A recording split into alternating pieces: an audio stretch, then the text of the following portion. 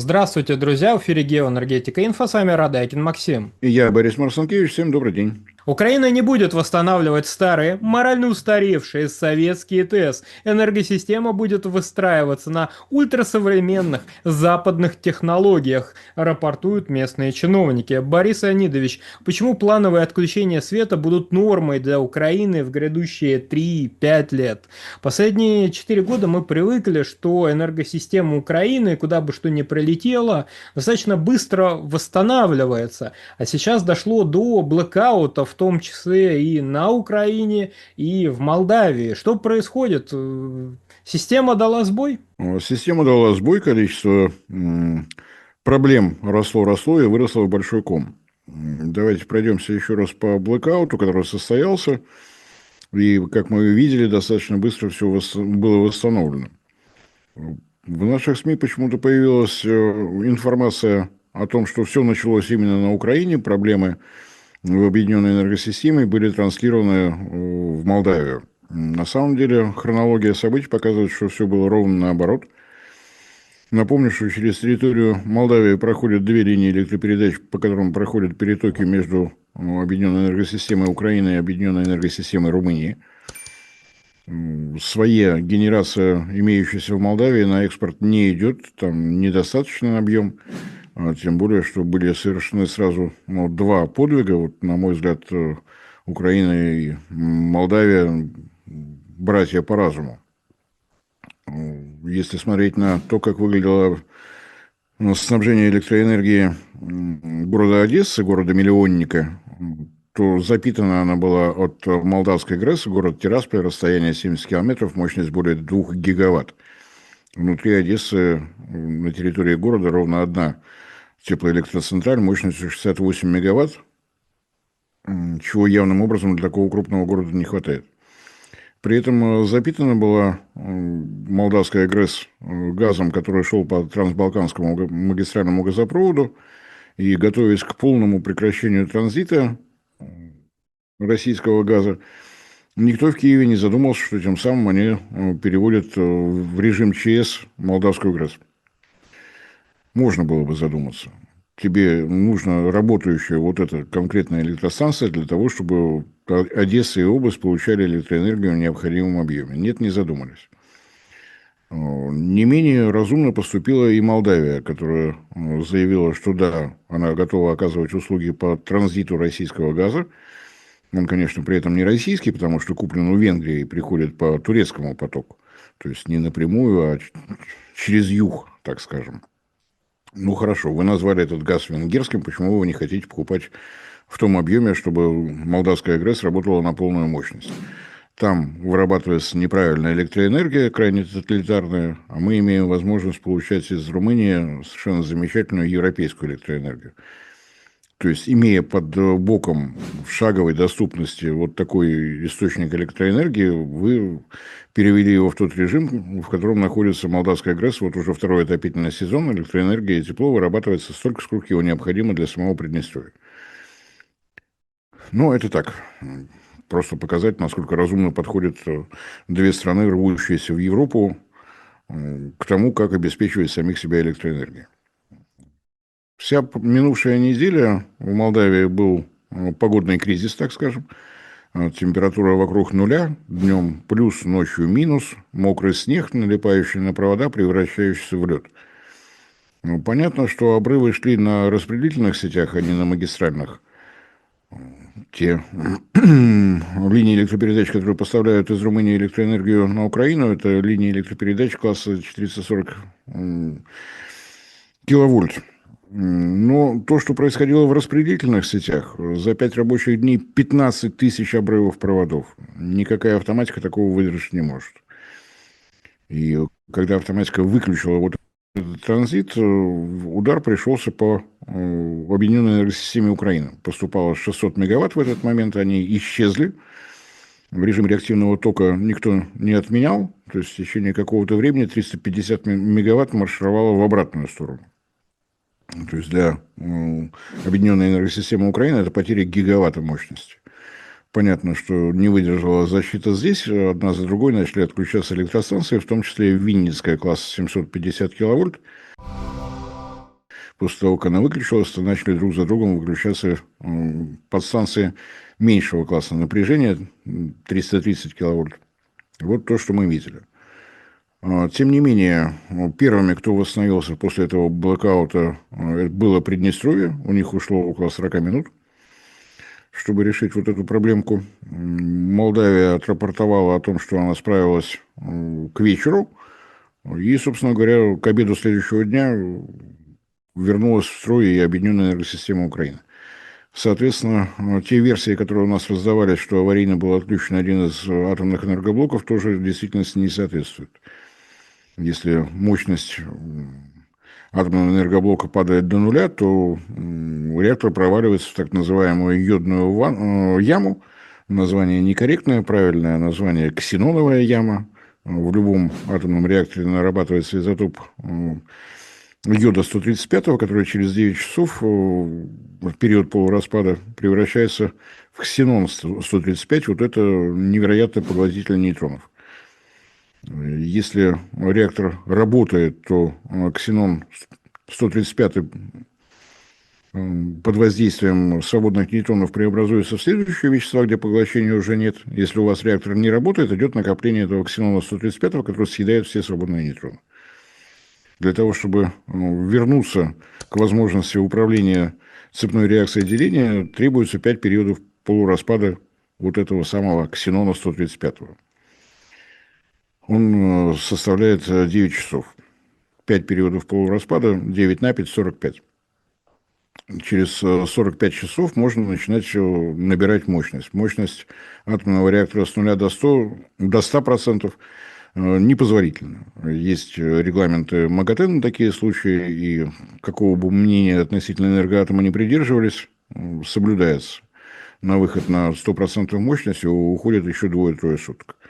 То есть, если бы хотя бы один энергоблок был действительно аварийно отключен до нуля в течение 5 дней, не было бы той выработки электроэнергии, которую мы сейчас наблюдаем.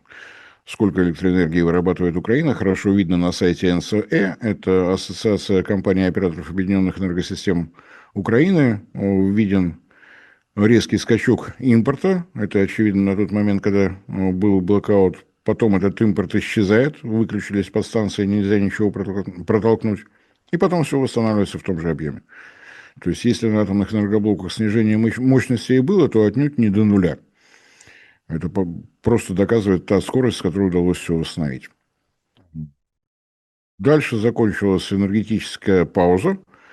Так скажем, просьба Трампа личная в адрес Владимира Владимировича.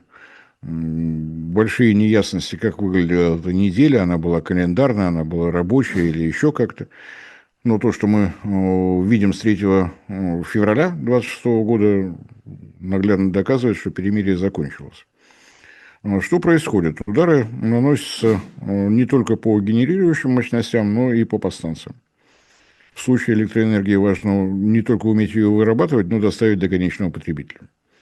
Если украинские чиновники говорят о том, что они будут восстанавливаться по европейскому стилю, на ультрасовременных технологиях и так далее, вопрос, а сколько времени вы на это себе отводите? На день сегодняшний Европа не только строит в большом количестве солнечные ветровые электростанции, идут огромные вложения в сети. То есть та самая компания, ассоциация компаний операторов объединенных энергосистем сумела наконец убедить европейское руководство, что генерация это хорошо, но вторая часть доставка электроэнергии до конечного потребителя. Территория Европейского Союза достаточно большая, ну, если так совсем грубо, если над всей Испанией безоблачное небо и прекрасно работают солнечные электростанции, а где-нибудь там, не знаю, в Швеции в это время хмурое небо и ветра нет, здесь энергопрофицит, здесь энергодефицит, вот этот излишек электроэнергии должен быть доставлен с севера до юга, а для этого нужно иметь дополнительные сети. Дополнительные сети – это не только заказы на опоры линии электропередачи и на провода, но и заказы на трансформаторное хозяйство, потому что подстанция тоже необходима. Если киевские чиновники считают, что они должны встать в очередь, ну, посмотрите, что происходит со стоимостью трансформаторов. Надо отдать должное, мы не успели за этим рывком. Китай успел. Стоимость выросла за последние пару лет практически на 70%, сроки увеличились вдвое. Если раньше Китай мог предоставить необходимые трансформаторы за полгода-год, сейчас среднее время 1,4 года. Вне зависимости от того, что вы хотите делать с электростанциями, будут они модными европейскими или неправильными российскими, советскими, какими угодно еще, подстанции вам все равно потребуются. Значит, то, что сейчас происходит со всеми подстанциями класса 750-330 киловольт, принимает 750, снижает напряжение до 330, передает дальше. Это проблема не только нынешнего отопительного сезона, как минимум еще и следующего. То есть, если вы успеете вовремя разместить заказ, если вам его сделают именно за 1,5 года, добавьте время на доставку, монтаж, мимо вас пролетает 2 отопительных сезона. Это проблема для всей подконтрольной Киеву территории. Крупные города-миллионники, на Украине их достаточно много, это не только Киев, Одесса, но и Харьков, Днепропетровск. Ни в одной стране мира генерация на территории вот таких мегаполисов недостаточна для снабжения самого мегаполиса. Основной объем электроэнергии надо получать из объединенной энергосистемы. Получать электроэнергию из объединенной энергосистемы требуется подстанция класса 750-330. Так что вы можете рассказывать о каких угодно новых технологиях производства электроэнергии, вы все равно упретесь в ваше сетевое хозяйство, восстановление которого займет, судя по всему, порядка 2 лет. Что будут говорить киевские чиновники через 2 года, я думаю, что ни один Нострадамус вам на этот вопрос не ответит. Мы узнаем много нового и интересного о том, как происходят перемоги, кого именно будут перемогать, непонятно, но на день сегодняшний более актуально звучат слова знаменитого киевского мэра Златоуста: «Пора готовиться к земле». И поэтому вот вторая часть вашего сообщения, Максим, о том, что отсутствие электроэнергии станет нормой для Украины, да, это действительно так. И связано это не только с тем, что разрушаются электростанции, но и с тем, что происходит с сетями. С магистральными линиями электропередач, с распределительными сетями. Проблем много. Быстро они решаться не могут. Борис Леонидович, а как там дела у самой Европы? Цены на электроэнергию на бирже летят вверх, и это как бы признак ее нехватки, да и холодно сейчас. Им как-то несложно делиться с Украиной? Им бы разобраться внутри самих себя. У нас достаточно часто используют выражение «объединенная энергосистема Европы», ее не существует в природе. На территории Европы 6 объединенных энергосистем. И какой результат это дает, мы видели в мае прошлого года, когда произошел блэкаут на территории Испании и Португалии.